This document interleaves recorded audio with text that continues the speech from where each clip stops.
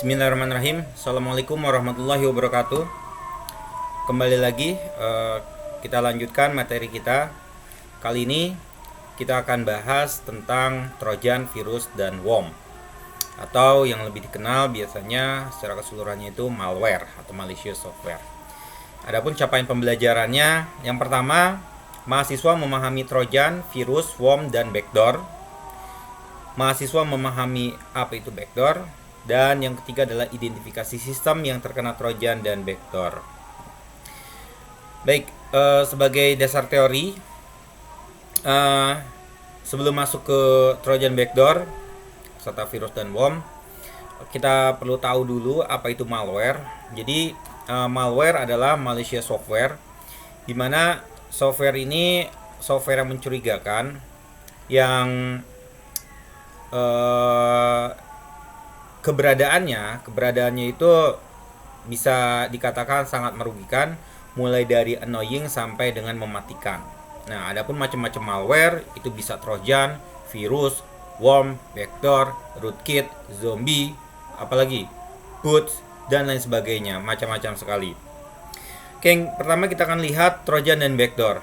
Trojan dan backdoor ini adalah dua cara hacker dalam mendapatkan akses ke sistem target. Jadi, malware itu bisa dimanfaatkan oleh hacker untuk mendapatkan akses ke dalam sistem target. Bagaimana caranya nanti kita akan praktekkan. Oke. Meskipun keduanya memiliki varietas yang berbeda, namun memiliki satu kesamaan, yaitu keduanya harus diinstal oleh aplikasi lain atau user ditipu sehingga menginstal Trojan maupun backdoor ke dalam sistemnya. Trojan dan backdoor ini merupakan tipe malware yang digunakan untuk menginfeksi dan menguasai sistem komputer. Oke, pertama Trojan. Trojan adalah malware yang bersembunyi pada program legal. Artinya, seperti halnya, jadi Trojan itu, Trojan Horse itu diambil dari kisah pertempuran mitos masa lalu, mitos atau legend tuh.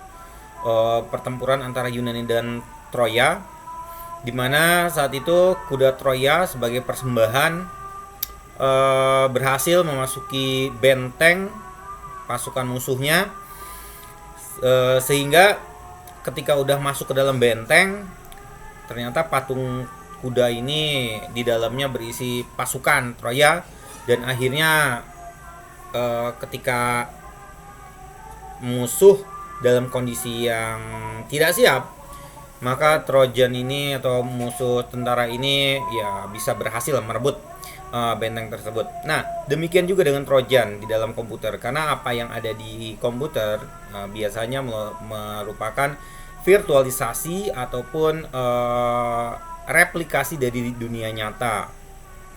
Nah, umumnya Trojan berada dalam aplikasi yang dibutuhkan oleh pengguna, sehingga pengguna merasa bahwa aplikasi tersebut sangat dibutuhkan. Tetapi sebenarnya adalah mengizinkan seorang hacker untuk mengakses sistem komputer pengguna tersebut. Trojan umumnya sering didownload bersamaan dengan program lain. Kemudian setelah Trojan itu terinstal dalam sistem, Trojan dapat menyebabkan pencurian data, kehilangan data, sampai bisa membuat sistem crash. Trojan dapat juga digunakan untuk memicu serangan hacker lainnya, seperti halnya distribute denial of service.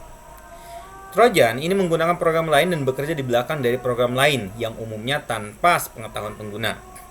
Cara Trojan dalam menyebarkan dan menginstal ataupun terinstal di sistem target dapat menggunakan cara-cara sebagai berikut. Pertama, Trojan bisa disisipkan di dalam attachment pesan singkat. Trojan juga bisa dimasukkan dalam IRC. Trojan juga bisa dimasukkan dalam attachment email. Trojan bisa juga dimasukkan dalam NetBIOS file sharing, dan juga bisa dari download aplikasi dari internet.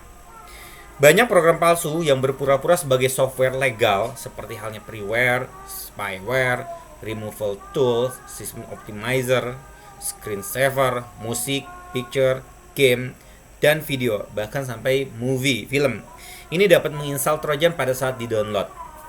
Berikut ini merupakan beberapa contoh Trojan beserta default port number-nya. Misal, back orifice. Dia menggunakan protokol UDP, bekerja pada port 31337 atau bisa juga 31338. Kemudian ada juga Deep Throat, ini bekerja pada protokol UDP dan portnya di 2140 dan 3150. Ada NetBus, ada Whack-A-Mole, NetBus 2, Girlfriend, Master Paradise. Oke. Sebetulnya banyak sekali macam-macam Trojan. Salah satunya adalah RAT.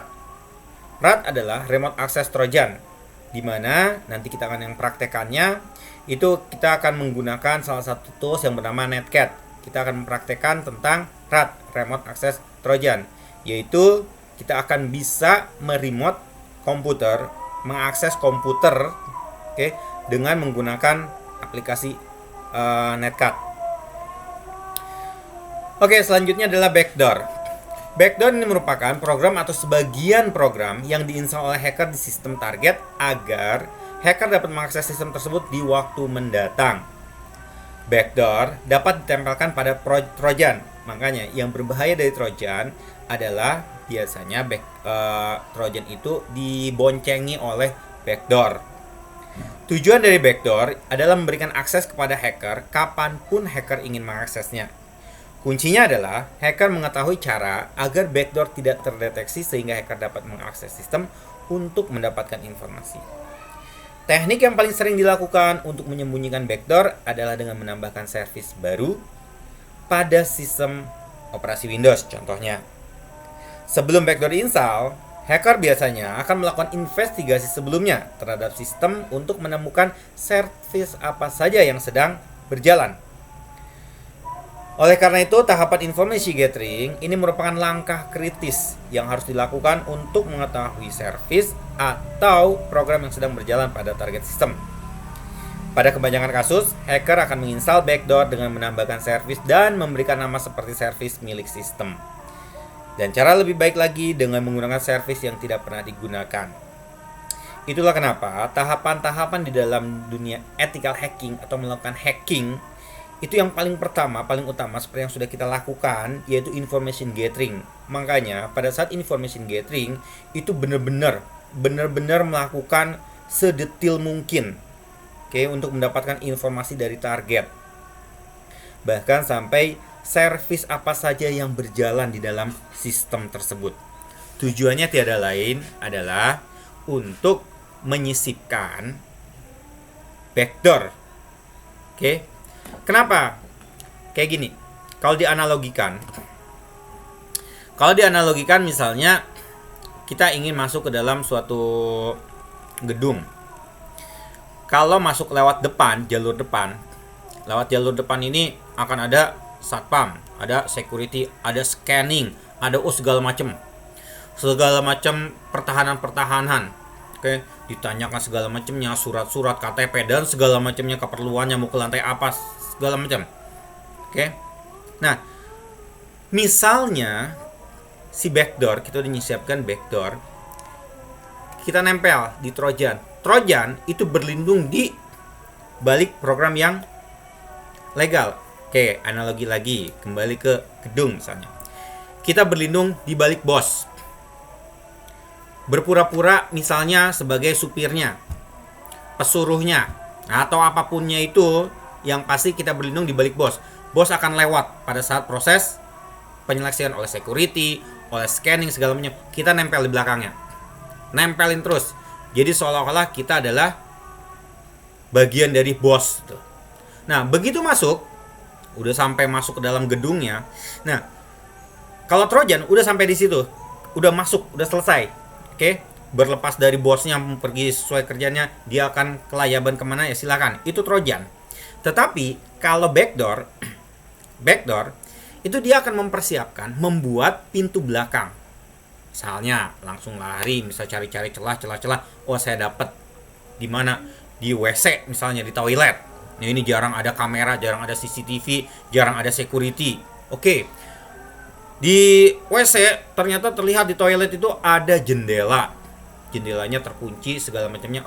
Dibuka sama dia atau dipasangkan sesuatu agar kapanpun saya mau masuk, saya nggak perlu lagi lewat depan, nggak perlu lagi lewat pertahanan ditanya segala macamnya.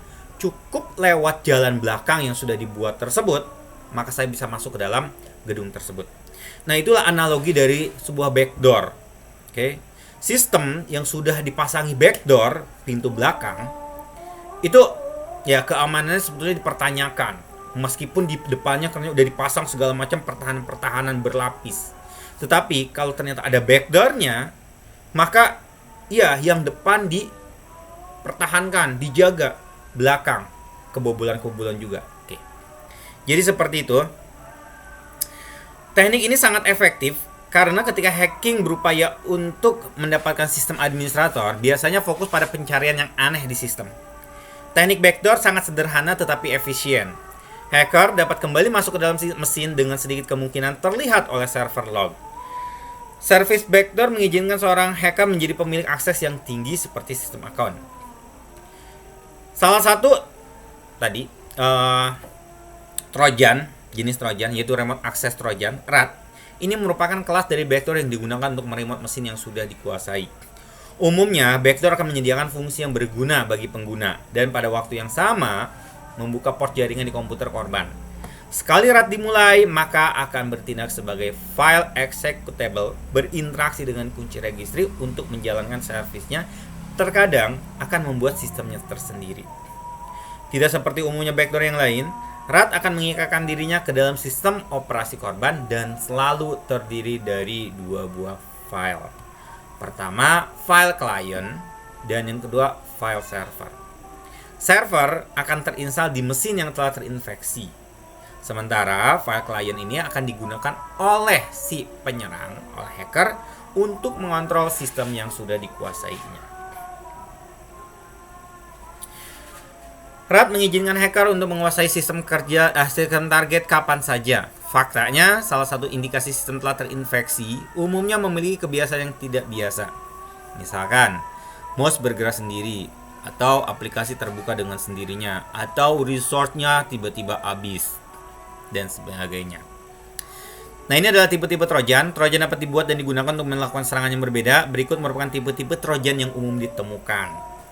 Pertama, remote access Trojan atau RAT tadi yang sudah dijelaskan, digunakan untuk meremote sistem.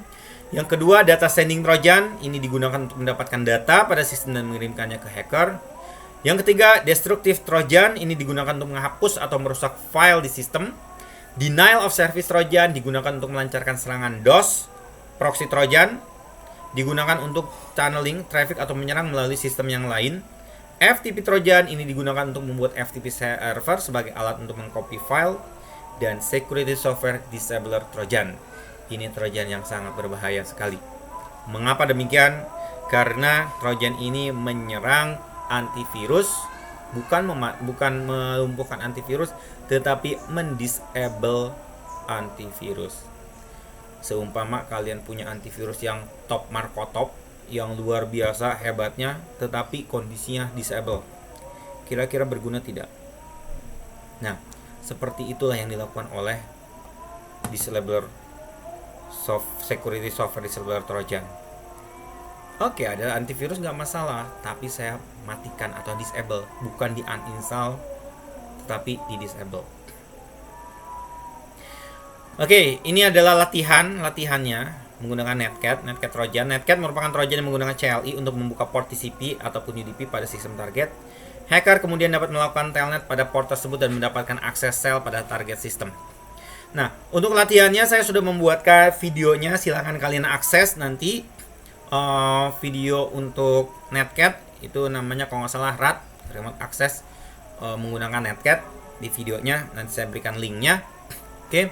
Itu udah saya jelaskan cara-caranya kalau kalian ingin mengimplementasikannya di komputer Windows 10 misalnya, karena yang saya tunjukkan itu XP, mungkin ada sebagian yang mengatakan XP itu kan udah ketinggalan zaman, kira-kira bisa tidak ya di Windows 10? Silahkan, makanya saya gunakan XP. Targetnya adalah untuk menunjukkan bahwa Netcat bisa dilakukan, tapi sebagai latihan bagi kalian, ya kalian praktekkan di Windows terbaru.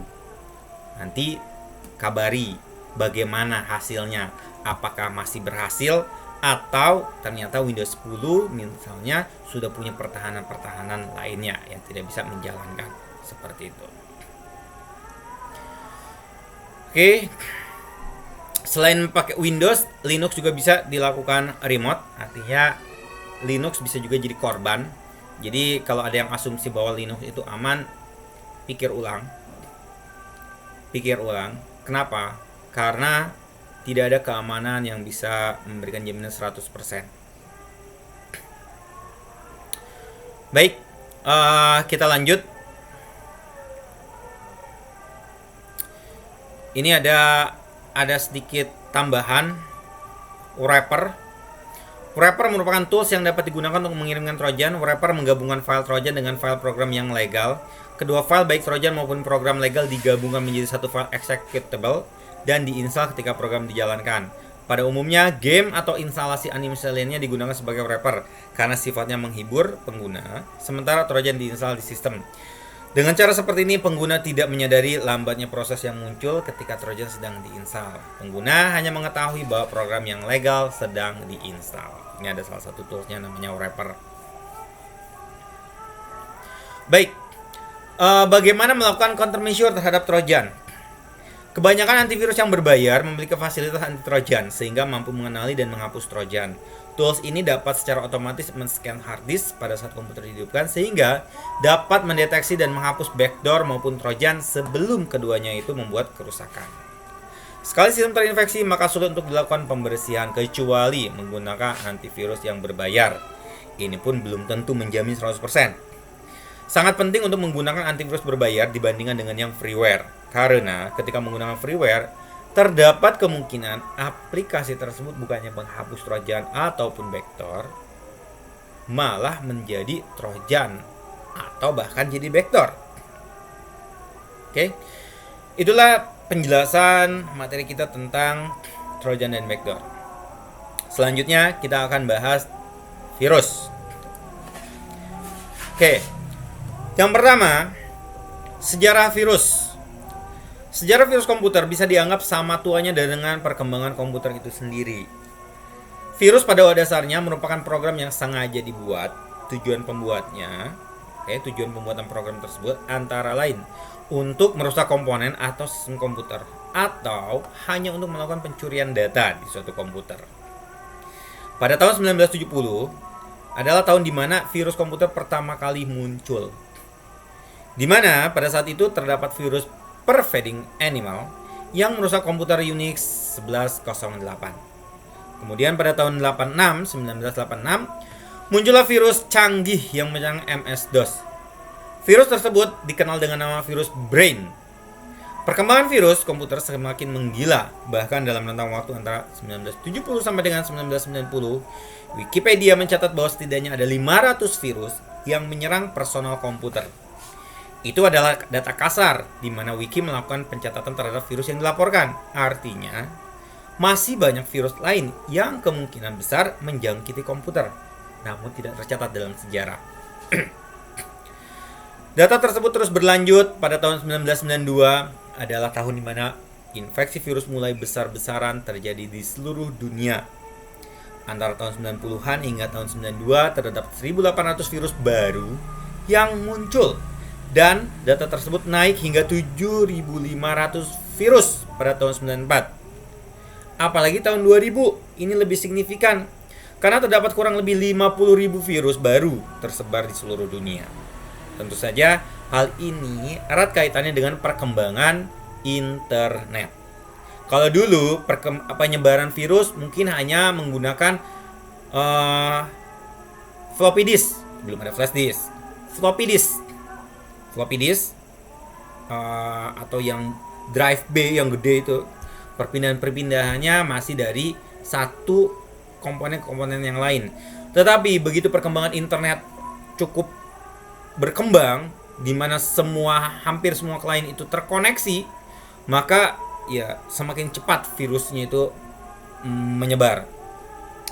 Area perusakan virus komputer juga terus berkembang dari waktu ke waktu. Awalnya mungkin hanya merusak dokumen, namun kini virus komputer bisa melakukan perusakan dengan kompleksitas jauh lebih tinggi. Tidak hanya dokumen, namun ada file exe, penghapusan dokumen, dan bahkan bisa merusak keseluruhan sistem operasi komputer Anda. Yang paling parah selalu ada pertanyaan, Pak, bisakah virus itu merusak hardware komputer? sementara virus adalah software. Maka jawabannya bisa. Sebagai contoh, ada sebuah virus di mana jenisnya ini menggandakan. Dia terus melakukan penggandaan dan melakukan perhitungan komputasional terus dan terus, sehingga membuat prosesor dan RAM itu bekerja tiada henti.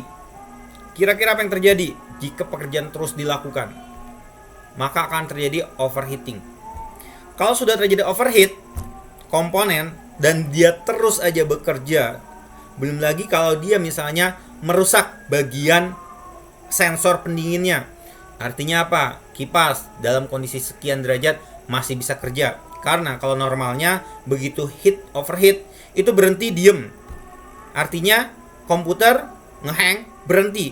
Itu adalah salah satu proteksi agar tidak terjadi kerusakan terhadap prosesor dan perangkat lainnya. Tetapi kalau virusnya itu merubah nilai-nilai komponen batasnya, sensornya, maka kerjain terus, suruh kerja terus.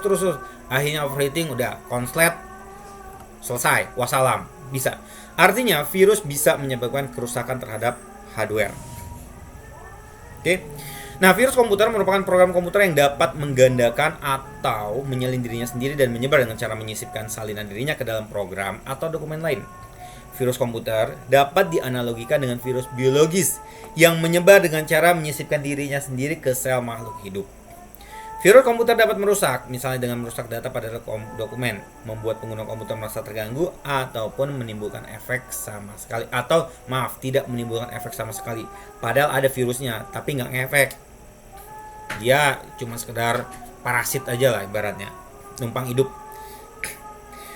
Virus dan worm dapat juga digunakan untuk menginfeksi sistem dan memodifikasi sistem sehingga mengizinkan hacker mendapatkan akses. Banyak virus dan worm membawa trojan dan backdoor. Pada teknik ini, virus ataupun worm bertindak sebagai pembawa dan mengizinkan kode-kode mencurigakan dari trojan dan backdoor untuk diinstal di sistem target.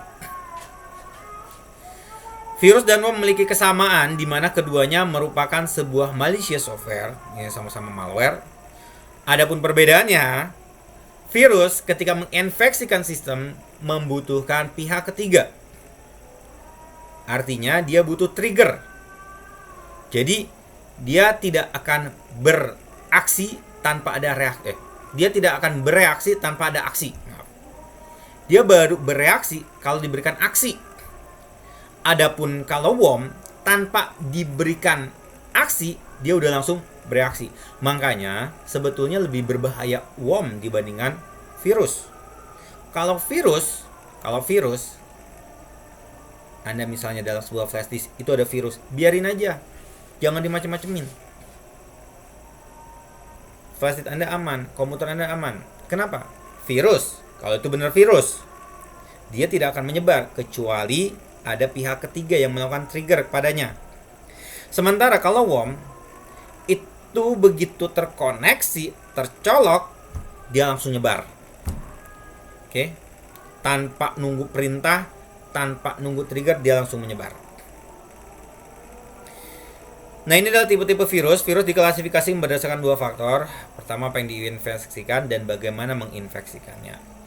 Virus dapat menginfeksi komponen sistem seperti berikut ini.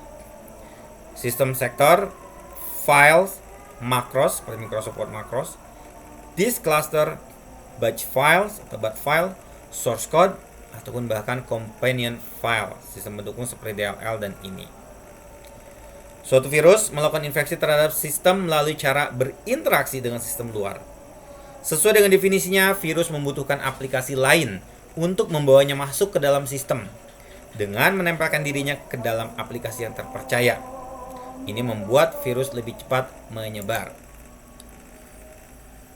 Oke, berdasarkan teknik dalam menginfeksi, virus dikategorikan sebagai berikut. Ini kalau berdasarkan teknik dalam menginfeksinya. Yang pertama ada polymorphic virus, kemudian ada stealth virus, ada fast and slow infector, ada sparse infector, armored virus, multipartitive virus, cavity, space filler virus, channeling virus, camouflage virus, dan ada NTFS and active directory virus. Seorang penyerang dapat menuliskan sebuah skrip yang sudah dimodifikasi dari virus yang telah ada agar tidak terdeteksi oleh aplikasi antivirus. Nah, cara kerja antivirus adalah dengan mengetahui virus signature, kemudian dibuatkan antinya. Apabila seorang hacker merubah ataupun memodifikasi signature tersebut, maka antivirus tidak akan mendeteksinya sebagai virus, sehingga terdapat update virus definition. Jadi sebetulnya cara kerja antivirus itu ada virusnya dulu, dideteksi, kasih serum. Nah, makanya ada istilah yang dikenal dengan zero day. Zero day adalah ketika kondisi di mana antivirus belum bisa mendeteksi apa yang terjadi dengan sistem. Jadi duluan virus atau duluan malware daripada antivirusnya. Berikut adalah virus yang paling berbahaya di dunia dalam sejarah yang sempat membuat kerugian besar di dunia komputer maupun internet. Pertama, Melissa. Nah, ini yang punya nama Melissa ini. Virus Melissa pertama kali ditemukan pada 26 Maret tahun 99. Virus yang memiliki nama lain seperti Simpon, Quaijibo atau Quijibo ini bekerja dengan cara memblokir sistem email yang terinfeksi virus tersebut. Kelompok diskusi Usenet.alt.sex adalah yang pertama kali mendistribusikan virus ini. Di dalam virus ini terdapat password untuk mengakses kurang lebih 80 situs porno yang tersusun rapi pada sebuah file yang bernama list.doc. Ketika korban membuka pesan email tersebut, lampiran yang terinfeksi virus akan menyebar kepada 50 nama pertama dalam buku alamat pengguna secara otomatis. Diperkirakan virus ini telah menyebabkan kerugian sebesar 1 sampai 1,5 miliar dolar Amerika. Pertanyaannya, ruginya di mana? Nah, kalau Anda perhatikan virus ini, di dalam virus ini terdapat password untuk akses kurang lebih 80 situs porno. Ya, bagi pecinta situs porno, dapat ginian mungkin seperti dapat apa, durian runtuh. Durian runtuh kan ya, durian jatuh banyak gitu loh, asal nggak kena kepalanya aja. Oke, sehingga situs-situs porno ini ya, diakses oleh orang yang tidak bayar ibaratnya karena dapat password tersebut kan. Oke, dan ini terus berkembang ke satu orang klik nyebar 50, makin banyak seperti itu. Yang kedua, Code-Red. Virus berbahaya ini pertama kali dirilis pada tanggal 13 Juli 2001 dan telah menginfeksi sekitar 400.000 komputer di seluruh penjuru dunia. Alhasil, virus berbahaya ini diperkirakan telah mengakibatkan kerusakan sebesar 2 sampai 2,75 miliar dolar Amerika. Code-Red adalah virus sejenis worm yang menyerang dengan memanfaatkan kelemahan buffer overflow yang terdapat pada Microsoft IIS pada saat itu. Buffer overflow dapat terjadi apabila komputer sulit bahkan tidak sanggup untuk menangani banyak informasi yang diterima, sehingga mengakibatkan shutdown secara otomatis. Virus ini cukup merepotkan karena virus ini sulit dihapus dan dapat menjangkit kembali terhadap sistem meskipun telah dibersihkan. Nah, salah satu hebatnya virus ini adalah mampu memblokir seluruh akses ke situs seluruh dunia. Ya, gimana nggak rugi coba?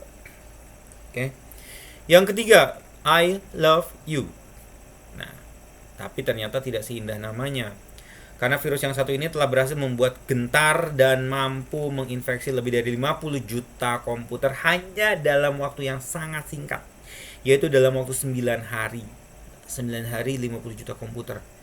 Karena virus ini dianggap sebagai salah satu virus yang paling merusak, hal ini menyebabkan beberapa situs militer di dunia mematikan jaringan mereka sampai virus tersebut dapat diatasi.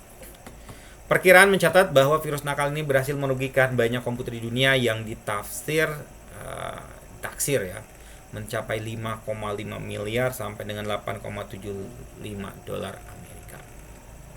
Miliar, bukan 8,75 miliar nih berarti. Oke, berikutnya adalah My Doom. Maidu muncul pada 26 Januari 2004 dan menjadi virus yang paling cepat menyebarkan, melebihi kecepatan menyebar yang dimiliki oleh virus I love you. Makin maju komputer makin cepat, ya berbahaya juga kan. Virus yang memiliki nama lain seperti Novart, MaiLair, dan Singapi ini telah mengakibatkan kerusakan mencapai 4 miliar sampai dengan 22 miliar dolar Amerika di seluruh dunia. Virus ini mengakibatkan menurunnya performa internet secara keseluruhan sebesar 10% menjadi lambat. Dan proses membuat beban yang diperlambat hingga 50%. Virus ini juga dapat memblokir akses ke dalam situs Microsoft beserta situs antivirus yang populer.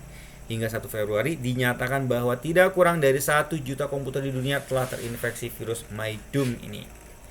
Pada tanggal 29 Januari 2004, pihak Microsoft mengadakan sayembara untuk menangkap terkait pelaku pembuatan virus MaiDoom dengan imbalan yang tidak sedikit, yaitu sekitar 250 ribu dolar Amerika.